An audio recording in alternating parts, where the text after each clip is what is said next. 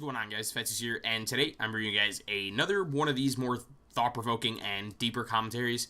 I know I haven't brought you guys a video in about a week, but I'm going to try to fix that by throwing 2 or 3 minute videos into the mix instead of just doing one of these videos once a week, because that is a very easy way for me to kill my channel. So I'm going to try to bring you guys videos more consistently, especially now that I am on summer break. I got out Friday. I just have a few state exams to finish up this week, and then after that I'll be done. So I'll be doing shit like live streaming and whatnot.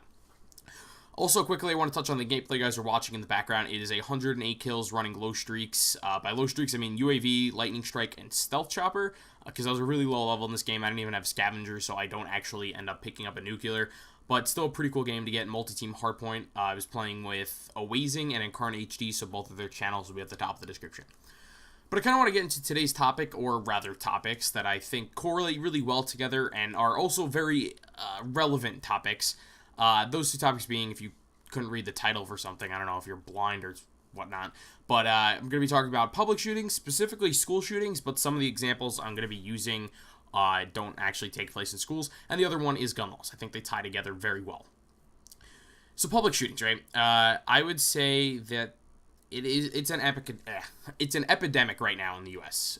It seems like every week there's a new school shooting, a new public shooting, or something of the mix, and it's just, I don't know exactly what the issue is, right? I know there's a few different problems that I think relate together, and together cause this epidemic that's spreading across the U.S., and I think it all goes back to the Columbine shooting back in, I want to say 1998, I'm not exactly sure on the date, don't quote me on that.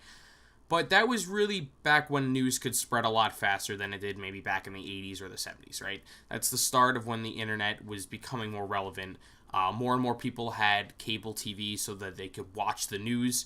You know, everyone had newspapers and everything. But yeah, just altogether, it was just a lot easier for news to spread, right? So coverage of something like a Columbine shooting was a lot more relevant.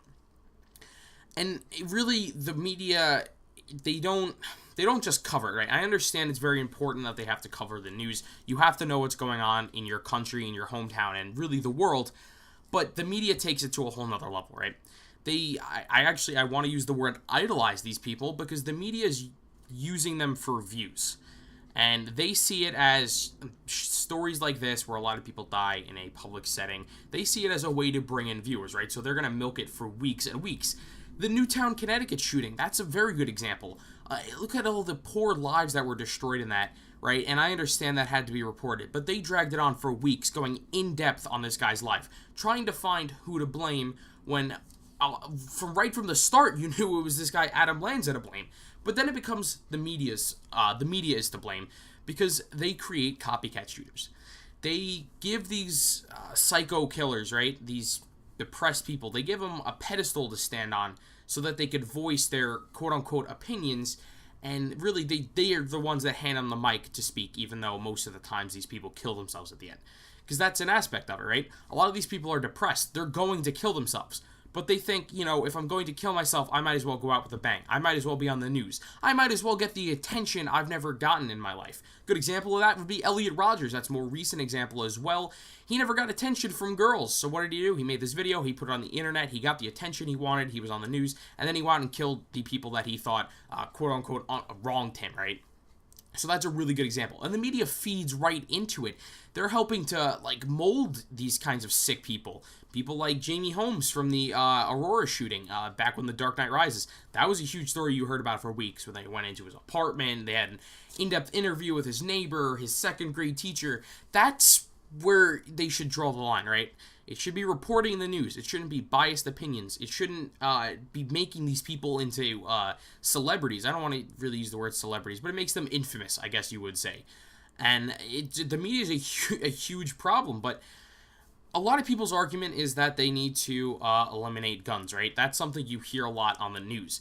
And I don't think that's really the problem. I don't think there is one thing you could do to completely eliminate these kinds of shootings and these kinds of people, right? Taking away guns, that's just not going to work.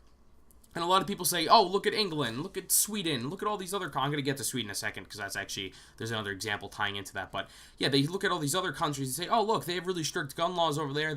Civilians aren't allowed to have firearms. Look how many less shootings there are.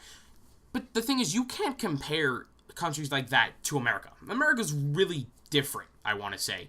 We're not the biggest country. We're a pretty huge country, don't get me wrong, but China's obviously got a bigger population. But what I think America does have is a wide variety of people, right? Wide variety of cultures, people from different backgrounds, and whatnot. So it's kind of hard to compare that to another country. Even a country like China, right? You'd think with 1 billion people, there'd be a lot more of these kinds of killings. But the thing is, over in there, the government is very controlling. The media is censored, so they don't have that factor. That's another reason why I believe the media is such a huge factor in it. They don't have the media that we have over here where nothing is censored or anything like that, right? So that's not a factor for them. And also, I guess firearms aren't very prevalent because, like I said, the government's very controlling on what their civilians could do.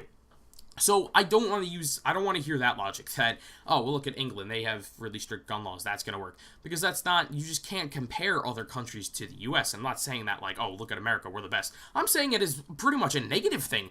I mean, obviously, it's not a bad thing that we're a very diverse country, but what it creates is there's really no set way to completely eliminate these kinds of dangerous settings. Taking away guns, you know what that's going to do? That's going to take away guns from the wrong people, or from the right people, rather. The people that should have firearms, that went through the paperwork, they have them all registered. Those aren't the people we should be taking away guns from. Those are the people that care about their own safety and their family safety and really the public safety in general, right? Look at Sweden. Really strict gun laws.